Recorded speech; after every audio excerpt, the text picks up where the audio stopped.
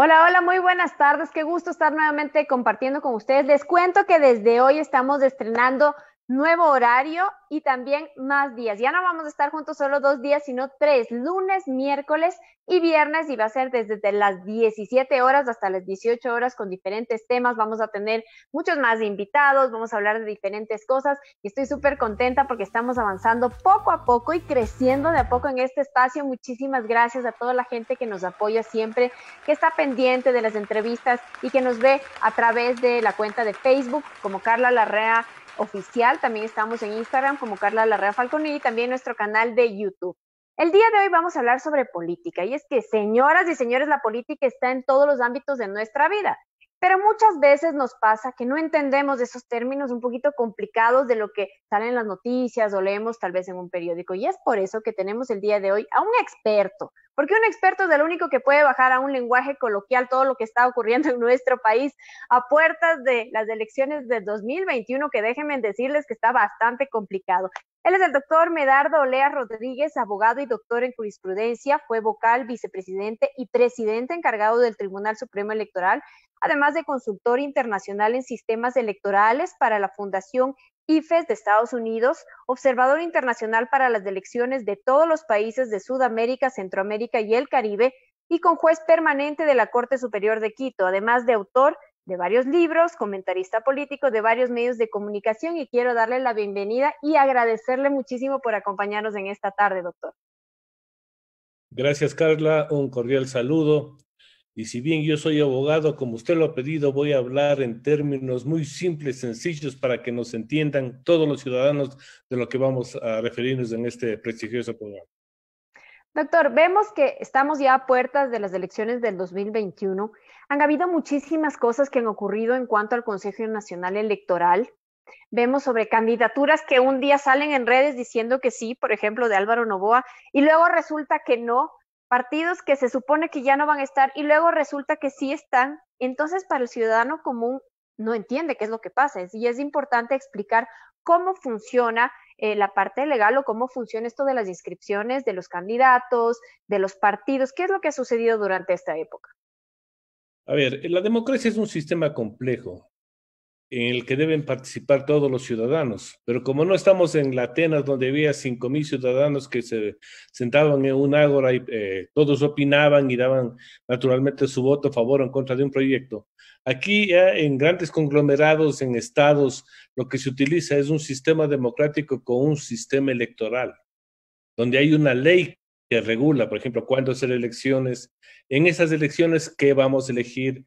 Generalmente elegimos presidente, vicepresidente de la República, elegimos a los que van a integrar la Asamblea Nacional, que antes se llamaba Congreso, alcaldes, prefectos, etcétera. Para eso sirve la democracia y para eso hay una ley, hay un marco jurídico. ¿Quiénes pueden participar? Se entiende que para regular la participación ciudadana tiene que también crearse a los partidos políticos. ¿Qué es un partido político? Es un ente jurídico donde las personas que quieren hacer política se reúnen para cruzar ideas, prepararse, para hacer el punto de equilibrio entre lo que pide y quiere la sociedad y el poder político. Por eso los partidos políticos se encargan de hacer planes y programas. Por ejemplo, ahora tenemos mucha inseguridad. Ellos tienen que diseñar un plan que nos permita, por ejemplo, controlar de manera preventiva, correctiva la inseguridad mediante una ley. Porque muchos ciudadanos piensan que a lo mejor toda la inseguridad se combate con más policías, con más represión, o lo que se llama también el populismo irresponsable político, pena de muerte, cosas de esas. No. Para eso está la política, para ir analizando cuáles son las mejores soluciones. Por eso deberíamos entender que en cualquier partido o movimiento político hay gente especializada en todas las áreas, especialmente, por ejemplo, en todo lo que es salud, educación, seguridad, economía. Porque si nosotros no. Doctor, pero claro, lo que usted dice es muy cierto, pero ahora vemos que de parte de los candidatos existen promesas que dicen lo mismo, pero no dicen cómo. O sea, claro, vamos a luchar contra la corrupción, vamos a dar más empleo, vamos a arreglar lo que pasa en el país, pero la cosa es cómo. Sí, es que a eso va. Entonces, un sistema funciona con partidos políticos consolidados, nacionales, ideológicos, programáticos, porque uno tiene que tener una ideología muy clara. La ideología no es otra cosa que pensamiento. O sea, ¿qué considero yo que debe ser, por ejemplo, la política manejada desde el punto de vista de un partido? Entonces, el país, por ejemplo, tiene una ley de partidos políticos donde autorizan el funcionamiento, creación y vida del partido político. Ujú. Es más, le entrega fondos.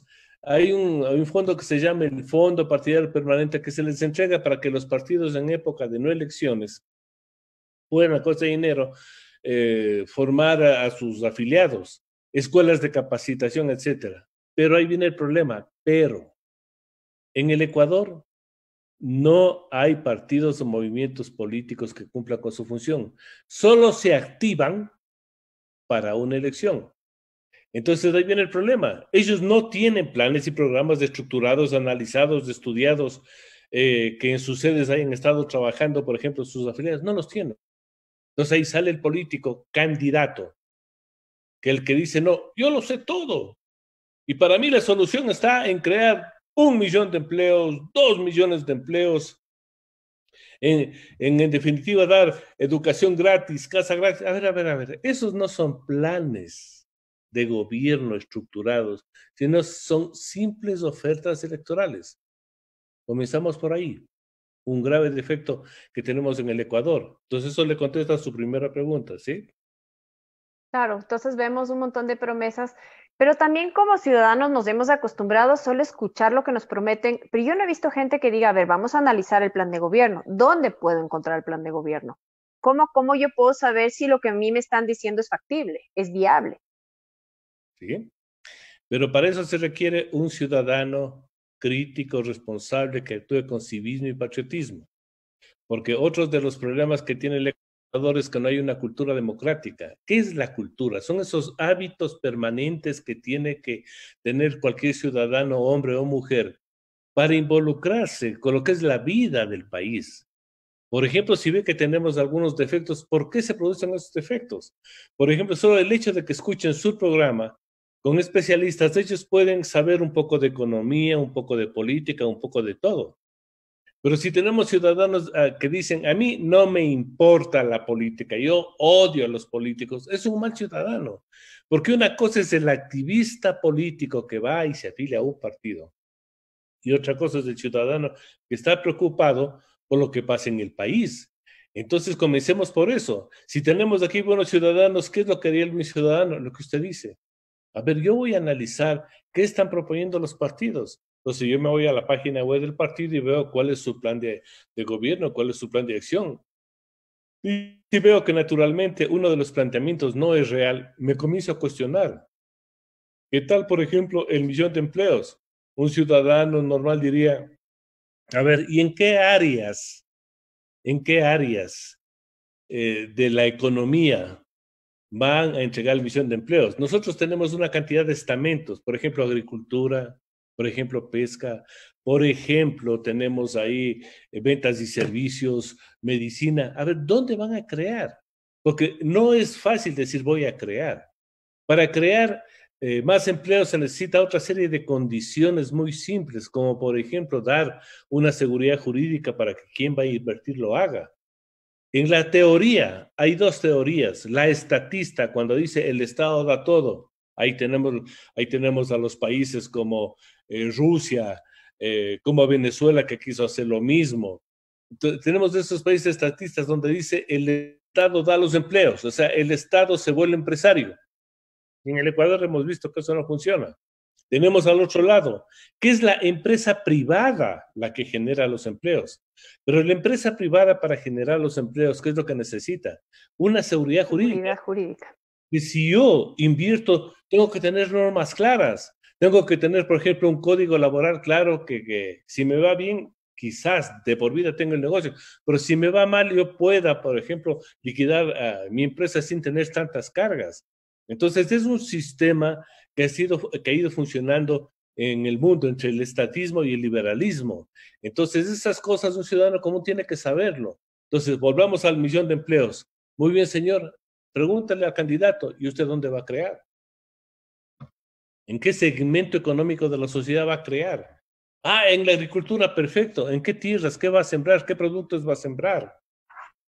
Porque yo bien puedo decir, no, todos los productos de exportación, sí, señor, ¿cuáles son los mercados? Entonces, usted va viendo que cuando comenzamos a cuestionar, podemos identificar si ese candidato efectivamente está haciendo ofertas viables, factibles, aplicables.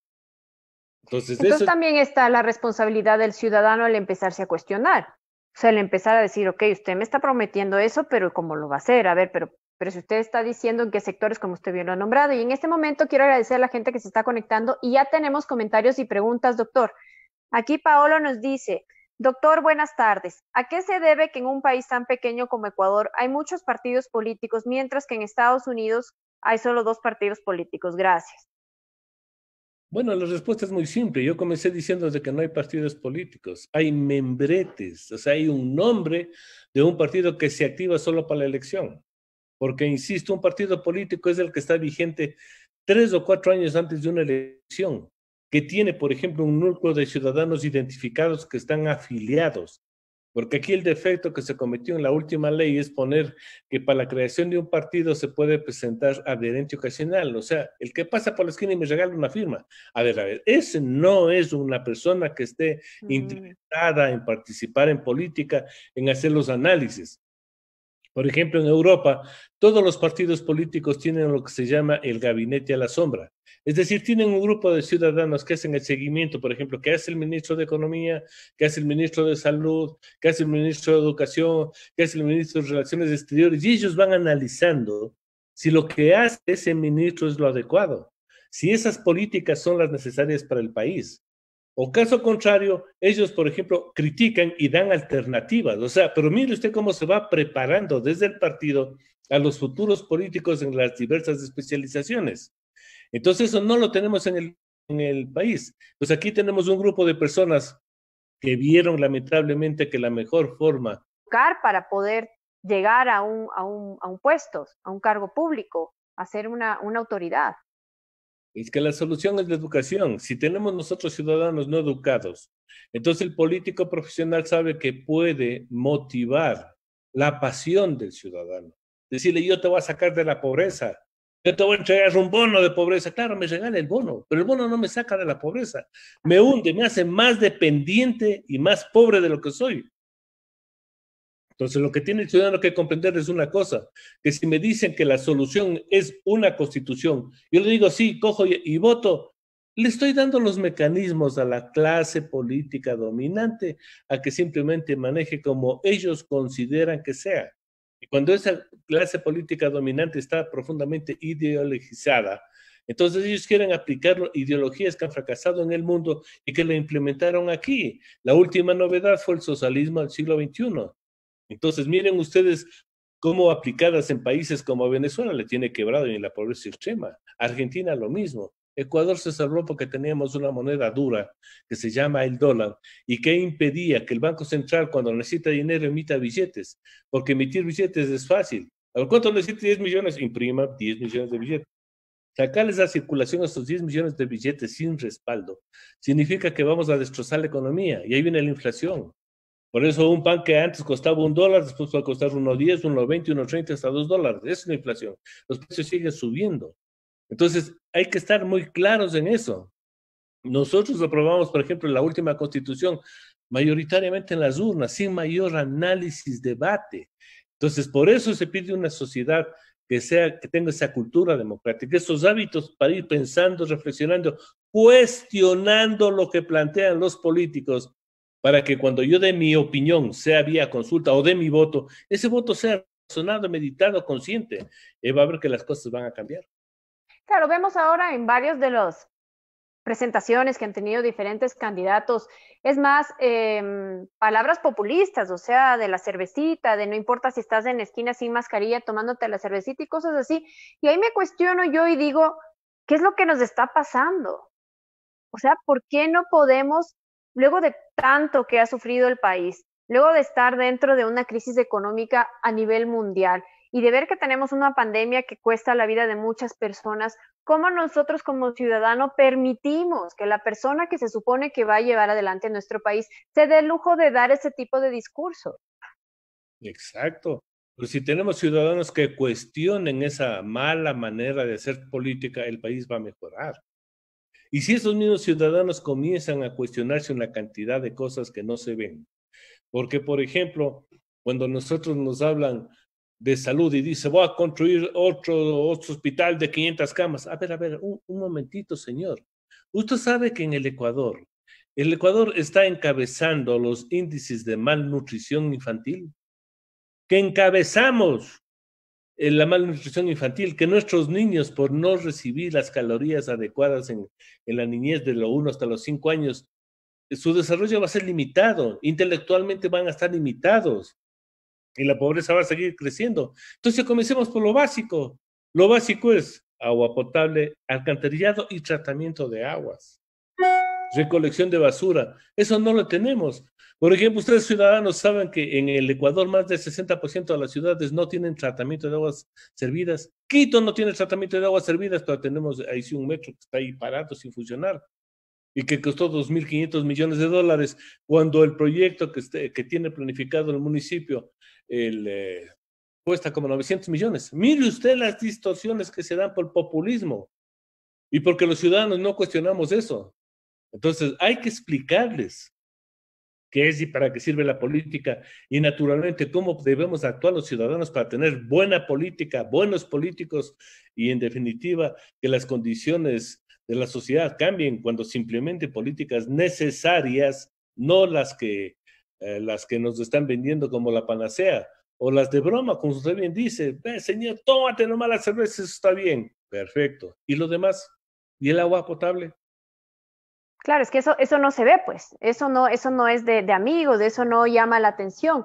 Vemos cosas impresionantes, como usted muy bien ha dicho, la falta de alcantarillado, y yo pienso que el momento que llegó el coronavirus a nuestro país fue más o menos una radiografía de cómo estábamos.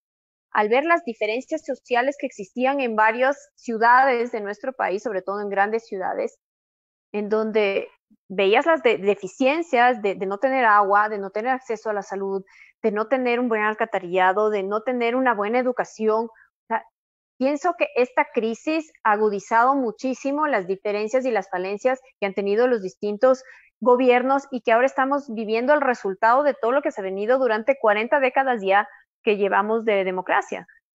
Así es. Y usted bien lo pone el coronavirus. A ver, ¿por qué el coronavirus lo puede manejar eficientemente Taiwán, Nueva Zelanda o los países nórdicos? Porque en primer lugar han logrado dar lo básico, o sea, no existen ahí las condiciones de insalubridad. Todo el mundo tiene agua potable, alcantarillado, la recolección de basura es debidamente clasificada y tienen esos manejos bien. La educación es de primera. Ahí no hay niño que tenga una educación de primera, la alimentación también. Entonces, vemos que cuando está el presidente dice, señores, la solución para el coronavirus es distanciamiento social, mascarilla, lavado de manos, perfecto. Pero aquí la gente pobre que vive en los sectores abandonados, en las periferias, tiene que salir a sobrevivir, no les importan los amontonamientos, ahí vienen los contagios, vienen las muertes. Entonces son cosas simples que tenemos que ir analizando con mucha responsabilidad. Porque aquí, como le dije, no se hace absolutamente nada por los niños. No se ha podido establecer, por ejemplo, una colación para que en las escuelas por lo menos desayunen o coman algo a los niños, cuando todos los países del primer mundo les dan alimentación gratuita en las escuelas. Llegamos al extremo de tener presupuesto para dar de comer a los presos que no hacen nada, pero no a los niños. Entonces, ¿por qué no hacemos nada? A los presos deberíamos obligarles a trabajar para que por lo menos estén haciendo algo para su rehabilitación, porque no podemos tener 24 horas sin hacer nada. Pero todas estas cosas hay que decirles con ejemplos para que hagan conciencia y busquen simplemente ser personas responsables con su sociedad y no busquen un rey Midas que el que toca hace maravillas. No, este político, sí, sí ha de ser bueno. O este otro, que robe, pero que haga obras. Por favor, señor, el político tiene la obligación de hacer obras, pero no de robar. Entonces, todas esas cosas tenemos que ir cambiando, dándoles ejemplos y profundizando en lo que es, para qué sirve y cuál es el fin de la política. Bueno, doctor, vemos que ya tenemos un análisis de lo que está pasando, de lo que falta también de parte del ciudadano, pero ¿qué se avisora con los candidatos que tenemos en este momento? ¿Qué se avisora con la situación que estamos viviendo ahora a puertas de una elección que me parece importantísima, ya que estamos en un momento de la historia nunca antes vivida, a lo menos aquí y a nivel mundial con el coronavirus, con la parte crítica económica y también social, ¿por qué no decirlo? Porque también vemos una desintegración social increíble, falta de valores, robos por todo lado, corrupción. ¿Qué le avisora? ¿Qué es lo que puede esperar el país? A ver, el país no puede aspirar a soluciones rápidas, porque todas las soluciones son a largo plazo. Cuando yo le dije que hay que fortalecer las instituciones, por ejemplo, tener una buena administración de justicia, demora años. Y el ciudadano quiere que las cosas se hagan ya. Usted les ha escuchado a muchos políticos, la solución es una nueva asamblea constituyente. A ver, pero señor, la solución no es una nueva constitución. La solución es que nos pongamos de acuerdo en las cosas básicas, educación de calidad, como le dije, a nivel de escuela. Todavía aquí tenemos escuelas unidocentes, un profesor para 6 grados.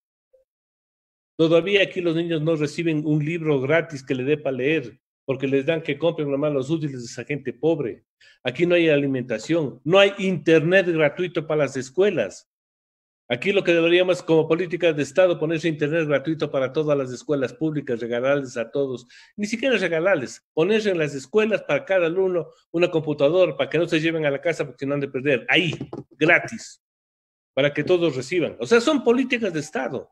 Pero aquí no, estamos promoviendo la irresponsabilidad. La gente se acostumbró, por ejemplo, al bono. Y no hay quien les quite el bono. Otro tabú es la gasolina. A ver, señor, ¿somos ecologistas o no somos ecologistas? Yo no puedo defender la gasolina. Yo lo que debería defender es el transporte público moderno, eléctrico, a efectos de que podamos nosotros tener un país sin contaminación y un país que sirva a todo el mundo. Mire usted las políticas, los gremios de los transportistas dicen no. O sea, son los intereses de ciertos grupos los que impiden que se implementen nuevas políticas. O sea, esperar que alguien haga un milagro, no. Pero por lo menos si nosotros ponemos ciertas bases, por ejemplo, ¿qué deberíamos hacer los ciudadanos? Este rato, exigir que todos los políticos lleguen a un acuerdo básico para implementar las políticas que requiere el país en el 2021, 22, 23, 24, para en vez de crecer 10%, por lo menos que vayamos estabilizando y siguiendo adelante.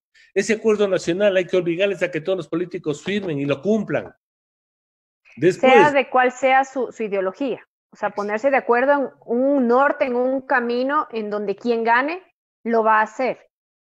claro, eso. Después, evitar que el Estado sirva para beneficio de la clase política, porque lo que debemos exigir es que, por ejemplo, como ministro se nombre a las personas más capacitadas y no al amigo del presidente. Usted ve cómo ha sido histórico, aquí el nuevo ministro, a un señor que a lo mejor ni sabe, o lo que es más grave, relaciones exteriores, el amigo es el que le nombran ministro, embajador o cónsul, vergüenza para el país, eso no debemos hacer. Entonces, primer acuerdo. La cosa pública es cosa pública y tiene que ser manejada con responsabilidad. No cualquier persona puede manejar la cosa pública sino los más capacitados. Y si quien ganó no tiene gente dentro de su movimiento, que escoja a los mejores ecuatorianos. Un acuerdo. 2, priorizar la educación. Sin educación no saldremos a ningún lado. La educación es la herramienta básica para que todos podamos avanzar. Tercero, dar a las escuelas, como le dije, dar a las escuelas los materiales. ¿Qué nos cuesta ponerse internet gratuito, poner para cada niño una laptop, darles alimentación? Es lo básico. Si a un niño no le damos esas herramientas, va a morir pobre toda la vida, pero si le damos las herramientas para que se eduquen, vamos adelante. Aquí ha crecido muy bien la universidad, pero la base, que es desde donde nace la creación, la creatividad, no lo hacen. Entonces tenemos eso, salud. Más hospitales, no. Primero, agua potable, alcantarillado, recolección de basura. En todos los pueblos del Ecuador hay una cancha de fútbol y una iglesia y no tienen agua potable. Inconcebible. Entonces, acuerdos básicos. Tercero, señores, lleguemos a un acuerdo para poner una legislación laboral que nos permita utilizar a todos estos jóvenes que están sin empleo. ¿Por qué no puedo trabajar yo medio tiempo? ¿Por qué no puedo trabajar desde mi casa que ahora ya se está aceptando? Claro, y vemos que países, por ejemplo, como Estados Unidos y en Europa, mucha gente logra salir adelante y tener un mejor sitio en la vida porque puede trabajar por horas, porque tiene medios tiempos del part-time. Tú trabajas en un lado, trabajas en otro, trabajas fines de semana y así hay una flexibilidad para el empleado y para el empleador, obviamente respetando la paga y todo lo que necesita. Pero nuevas normas, porque aquí nuestra legislación ha sido muy garantista. Todo el mundo va a buscar la indemnización por despido intempestivo y no un trabajo que en forma permanente y mensual me dé ingresos para que pueda yo alimentar a mi familia, educar a mi familia. No, lo que se busca es el dinero fácil, la indemnización por despido. Le pongo otro ejemplo. Por ejemplo, la jubilación patronal ha causado más problemas que beneficios. Como todo el mundo sabe que la jubilación patronal es un costo para la empresa o para las personas, antes de que cumpla 20 años ya lo despiden. Ahí salen las Claro. centrales sindicales y me dicen, pero no, son derechos adquiridos. No, señor, vamos por partes. Es que la gran empresa, no, señor. Yo siempre les pongo el ejemplo de la madre de familia que se casa y como tiene un niño y trabaja, se contrata una empleada doméstica, una jovencita de 20 años. Trabajó 20 años, 21 años, y cuando tiene 41 años, se cansa la señora y le despide. Pero como trabajó 21 años seguidos, tiene que pagarle jubilación patronal de por vida y un año adicional cuando se muera. ¿Sabe lo que significa una persona de 41 años pagarle de por vida la jubilación patronal? Tendremos esta mujer expectativa de vida de 80 años, o sea que por trabajar 21 años hay que pagarle 40 años seguidos. Esos son los absurdos de nuestra legislación, muy garantista, esas decisiones que se los toma sin pensar en la economía. No se piensa, por ejemplo, que en el campo el hombre que comienza a ordeñar a las 4 de la mañana y termina a las 6. No se piensa, por ejemplo, que nuestro sistema turístico en la costa especialmente es un sistema de temporada. Le tienen en diciembre, le tienen carnaval, le tienen Semana Santa y los demás pasan desocupado. Entonces, todas esas cosas tenemos que ser muy realistas y muy prácticos para ir teniendo un país más amigable. Podemos, por ejemplo, generar miles de empleo con la forestación. Solo sembrando pinos de la sierra y teca en la costa, este país se transformaría. Y en los sectores más pobres les pagamos a esos indígenas que viven ahí. Entonces, no le doy el bono, pero sí le pago un sueldo mensual por sembrarme 5,000 árboles cada mes. Es Mire usted. decir, yo pienso que la mentalidad paternalista del Estado debe cambiar y transformarse en algo que sea productivo, porque claro, yo me cuestionaba, y yo no sé si estoy mal, doctor, usted en su conocimiento, yo cuando oía anteriormente las cifras de desempleo decía no son reales, porque estamos inflando al Estado, que el Estado no es que produce, no es que está generando industria ni que está ingresando más dinero, pero claro, las cifras cuando las ves obviamente van a bajar, pero ¿por qué? ¿Qué es lo que está detrás? ¿Y qué es lo que estamos sufriendo actualmente? El desempleo de todas esas personas que estuvimos en el sector público, que en un momento dado sirvió para paliar las cifras del desempleo, pero no era real. Sí, pero mientras 600,000 ecuatorianos pueden tener acceso al servicio público y un sueldo, los 13 millones de ecuatorianos están desempleados. O sea, son distorsiones que hay que ver. O sea, nosotros cuando tomamos una decisión, claro que va a afectar a cierto sector, Uh pero hay que -huh. pensar en todo el Ecuador. Y hay mecanismos, como le pido, pongamos a sembrar árboles y va a ver cómo este país se transforma. Porque el árbol cuando crezca se hace madera y la madera se hace casas y las casas se hacen herramientas, etcétera, etcétera. Pero nuevamente, el paternalismo da pan para ahora y hambre para mañana.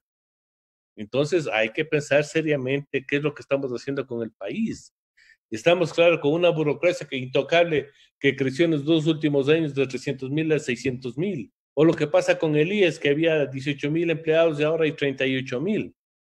Esas cosas hay que manejarlos, porque el Estado necesita una infraestructura, pero una estructura básica, la necesaria, no la sobreinflada, o la creación de instituciones que no tienen servicio. Entonces hay que hablar con seriedad y con la verdad.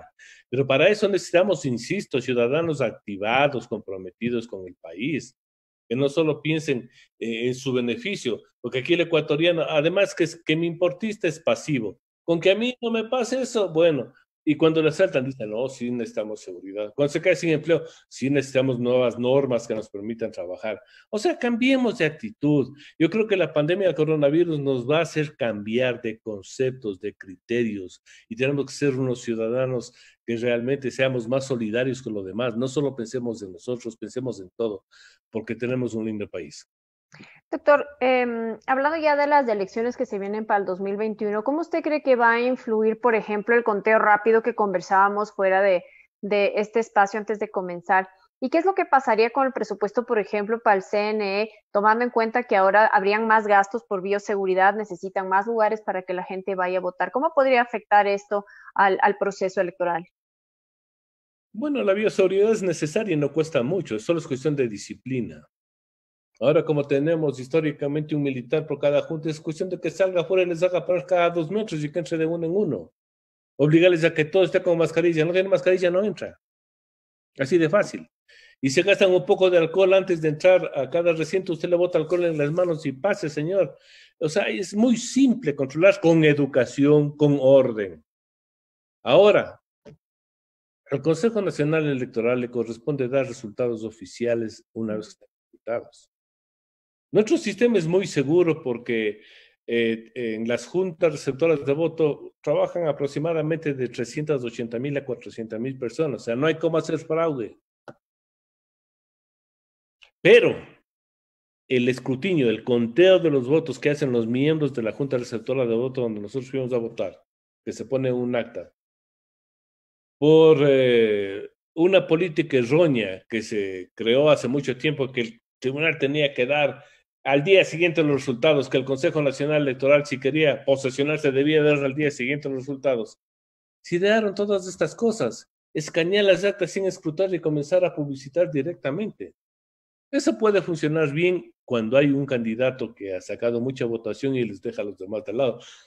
Pero cuando hay dos candidatos peleándose con poca votación, eso puede incendiar al país. Ya lo vimos en la elección del actual presidente Moreno y señor Guillermo Lasso. Entonces, al Consejo Nacional Electoral no le corresponde meterse en novelerías como la del conteo rápido, porque para el conteo rápido necesita un muestrario que salga de todas las ciudades para que tenga un resultado real. Es muy complicado, eso lo manejan las compañías que hacen encuestas. No se metan en lo que no deben, dedíquense a lo que tienen que hacer, garanticen la pureza del sufragio. Es decir, que no, según su criterio, no debería existir el conteo rápido. No debería ser el Consejo Nacional de Conteo Rápido. Antes hacía participación ciudadana, que era, claro, un organismo que incluso se cuidó, porque en la anterior elección, cuando vio que la elección era muy reñida, ellos dijeron, señores, no vamos a dar porque los resultados son muy parejos. Entonces, nos evitamos problemas. Hay que brindar seguridad, no por dar información rápida, no contratar la veracidad de la misma. O sea, es muy peligroso, hay que ser muy prudente en el manejo de esto, de la entrega de estos datos.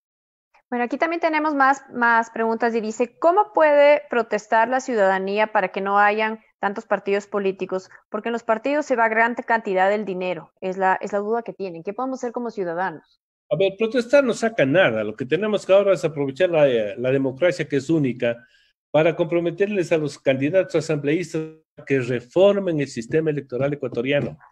Porque, por ejemplo, primero, no necesitamos un poder electoral con un Consejo Nacional Electoral y peor con un Tribunal Contencioso Electoral con lleno de garantías. No, es un servicio, es moderno.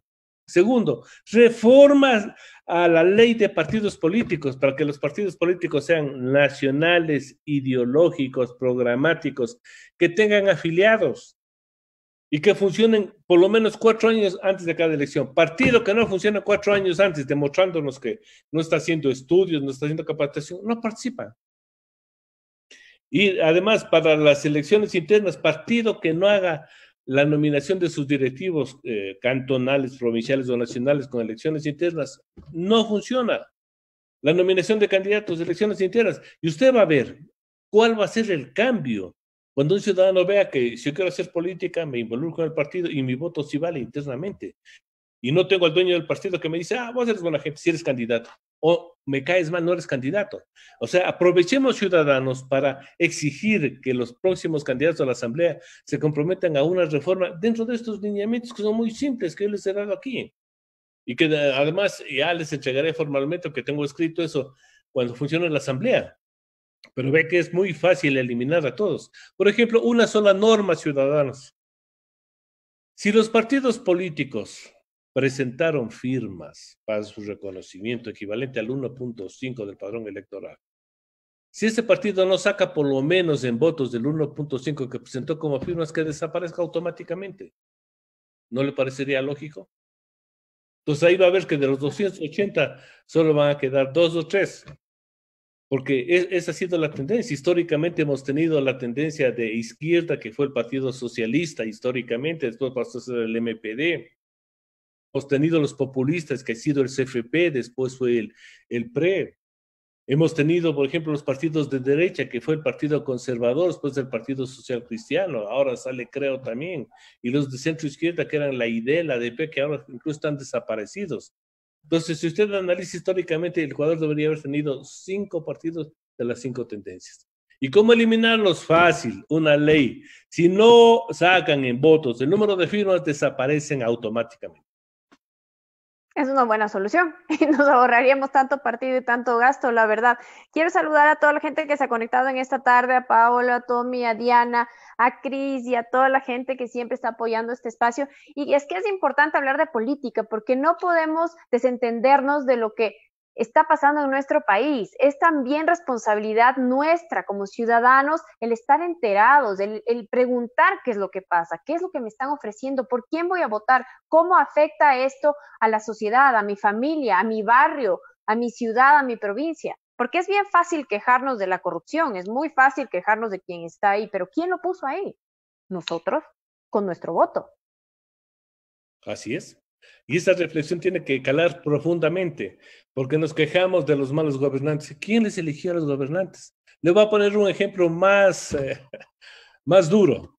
Termina la elección y yo, como ahora se vota por distritos, a los de mi distrito le digo, oye, 2 nombres de los candidatos del distrito por los que tú votaste. No saben. No. Nombres de los 15 asambleístas nacionales por qué votaste. Dame 2 nombres. No saben. Entonces cambiemos esa realidad. Votemos por los que realmente estamos convencidos que son gente capaz. Analicemos el currículum. ¿Quién es este señor? Su perfil profesional. ¿Tiene o no tiene estudios? ¿Sus trabajos previos tuvo problemas? ¿Son una persona de éxito? Sí. Después, los planes y proyectos que presenta son aplicables, son reales, sí. Entonces, mire usted que el ciudadano, si solo hace un ejercicio de averiguar quién es el candidato, su perfil personal, profesional, y lo que propone, ya ayudaría bastante al Ecuador. Entonces, Claro esas que sí.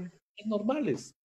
Oiga, doctor, y ahora con esto del voto en donde uno pone por el partido y queda toda la plancha, o sea, de los candidatos que están en la papeleta, ¿no es como un poquito peligroso? O sea, porque digo yo, muchas veces ponen como los candidatos más fuertes y luego gente de relleno que lamentablemente muchos de ellos no tienen ni la capacitación ni la voluntad tampoco para trabajar en un cargo público hacia el país, porque se supone que el cargo público es servicio.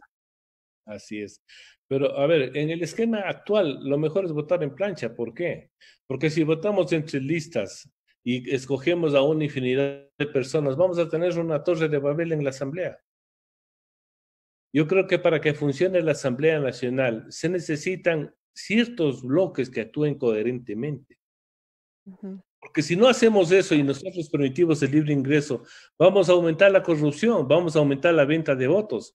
¿Qué van a hacer, por ejemplo, esos partidos que sacan 1 o 2 votos? Se van a vender al mejor postor como ha sido histórico. Entonces vayamos ya centrándonos. Bueno, estos partidos han trabajado, han tenido cierta historia, votemos por ellos. Porque eso de votar por personas, por más ilustre que sea, si una persona que quiere hacer política no está afiliada a un partido, no es una persona que tenga claros sus conceptos. Y también la vanidad personal, ¿no? Yo. Por eso es que ahora tenemos candidatos presidenciales, ¿no? Yo quiero ser presidente. Pero señor, ¿cuál ha sido su actividad política previa? Porque una cosa es la actividad privada y otra es la actividad pública. La actividad pública se requiere otra visión, ser un estadista que piense, por ejemplo, cómo dar estos servicios a favor de la sociedad. Ya le dije la discusión histórica, ¿no? Los estatistas, ¿qué han hecho, por ejemplo, con TAME, qué han hecho con Transnave, qué han hecho con Correos del Ecuador, con Ferrocarriles del Estado? ¿Por qué ha fracasado? Porque no se lo manejó de manera profesional, porque el Estado es mal administrador. Claro, se supone en la teoría, ¿no? Que el Estado debería ser el que se encarga de dar como el ambiente propicio para que el sector privado, perdón, pueda crecer y generar empleo. Y el Estado regular y hacer su labor. Pero el Estado da las bases para la creatividad, pero él no puede meterse directamente en la actividad. O sea, Como le juez y parte. de Tame, en el mundo las compañías de aviación han quebrado. ¿Por qué? Porque es un negocio muy profesional, duro, competitivo, ¿no es cierto? Mucha inversión. Nosotros podríamos competir con una aerolínea norteamericana donde le meten millones. No, no. O sea, uno tiene que aprovecharse en lo que es fuerte. Nos ha ido muy bien, por ejemplo, en la producción de camarón. Nos ha ido muy bien en la producción de cacao, en la producción de flores, en la venta de pescado. Y estamos incursionando en otra serie de áreas que nos va excelentemente bien. El banano, por ejemplo. Y usted ve que, por ejemplo, ahí en esos productos, solo ha sido la creatividad del empresario. Me acuerdo en el camarón La Mancha Blanca, los laboratorios no lo puso el Estado, lo puso la empresa privada para desarrollar los mecanismos para evitar que se infecten estos productos. Lo mismo aquí, mire usted, en la construcción tenemos grandes constructoras que nos ha ido bien, porque el Estado no puede participar en la construcción. En la empresa privada que ha sido excelente para la construcción de vivienda, pero eso sí, el IES, por ejemplo, ha intervenido muy bien dando los préstamos. Pero si el IES comienza a invertir en la construcción, le va mal. Ahí está, por ejemplo, tenemos el edificio de seguros. Tras de eso, no han podido terminar 2 torres. Entonces, usted ve que si el Estado, por ejemplo, a través del IES, utiliza todos sus fondos para financiar la vivienda de sus afiliados y quien construye es la empresa privada, es una buena comunión. O sea, hay que darles ejemplos de cómo puede funcionar la empresa privada y la empresa pública. Por ejemplo, todo el manejo del agua potable tiene que manejarla necesariamente los municipios. La recolección de basura pues, también puede haberse alianzas estratégicas. Ahora que hay como eh, eh, reciclar adecuadamente, porque ahora la basura es un negocio, produce millones de dinero. Pero ahora si reorganizamos adecuadamente el reciclaje aquí, premiando y castigando, a ver si usted me entrega todo reciclado, no le cobro la basura. Pero si no me entrega reciclado, le cobro en peso lo que no quiere reciclar. Y en realidad lo que usted dice, si nosotros nos pondríamos pilas en esta parte de reciclaje, por ahí capaz sacamos hasta más fondos para cada uno de los municipios, para hacer obras, para hacer otro tipo de cosas. Tenemos aquí a la gente que se está conectando y tenemos de parte de Luis Puma nos dice que los representantes del país son reflejo de una sociedad. Entonces, ¿será que en Ecuador los corruptos están plagados? Porque por más títulos que tengan, no garantizan honestidad. A ver, la pregunta no va por ahí, porque todos los ecuatorianos somos honrados, pero si uno le eligen y no le controlan, entonces en arca abierta el justo peca. Hasta el justo peca. Sí. Entonces, en democracia se han establecido unos mecanismos para controlar a los que son electos. Por ejemplo, hay la revocatoria de mandato. Entonces, si vemos que un presidente no está cumpliendo su función, es un corrupto, revocámosle el mandato. Entonces, eso tiene que ser una práctica ciudadana. En el municipio, por ejemplo, hay la silla vacía, que no se la utiliza nunca. La silla vacía es para yo como ciudadano ir a decirle, voy a decir, ¿por qué no hace estas obras? A ver, discutamos. Entonces, participemos. Pero si nuevamente piensa el ciudadano que solamente tiene que ir a darle el voto y ahí me olvido del quehacer político de quien yo le elegí, está mal. Yo, a través del voto, le entrego un mandato para que me represente. Si ese ciudadano se convirtió de ciudadano honesto en un pillo, hay que sacarlo. Ahí están los y castigarlo, ¿no? Y quitarle lo que robó. Los sistemas de la democracia que no se activan y que tienen que activarse. Doctor, le cuento que el tiempo se nos ha quedado cortito, ya vamos casi 1 hora, para que vea que se va el tiempo volando cuando estamos conversando. Quiero agradecerle muchísimo por habernos acompañado en esta tarde.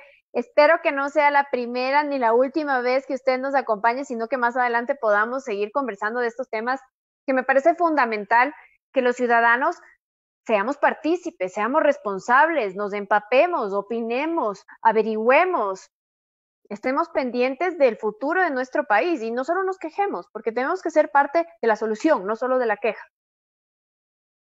El futuro del político radica en nosotros. Como dice, solamente el pueblo puede dar una solución. Y si nosotros permanecemos callados, que me importistas, alejados de todo eso, el fracaso va a ser inminente. Activémonos, por favor. Es nuestro país, son nuestros recursos. Son, en definitiva, somos nosotros los que elegimos a los que nos van a representar, pero tampoco no dejemos de controlarlos, de exigirles, de presionarles para que no vuelvan a invertir el dinero en cosas que no deben hacerlo. Entonces, solo una sociedad activa, responsable, motivada, cívica, salvará al Ecuador.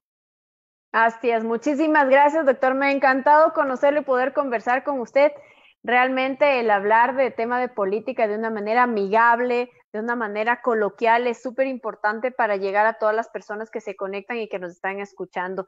Ha sido muy bueno el poder comenzar esta nueva etapa del programa, teniendo ya 3 veces a la semana entrevistas los lunes, miércoles y viernes, y abrimos con broche de oro con usted, doctor. Así que muchísimas gracias y amigos, gracias por conectarse a estas entrevistas. Estamos creciendo poco a poco y esto no lo podríamos hacer sin ustedes. Espero que tengan un excelente inicio de semana, a ponerle ganas, a planificar lo que queremos y a involucrarnos en la política. Señores, por favor, dejemos de quejarnos y seamos parte de la solución. Con eso yo me despido.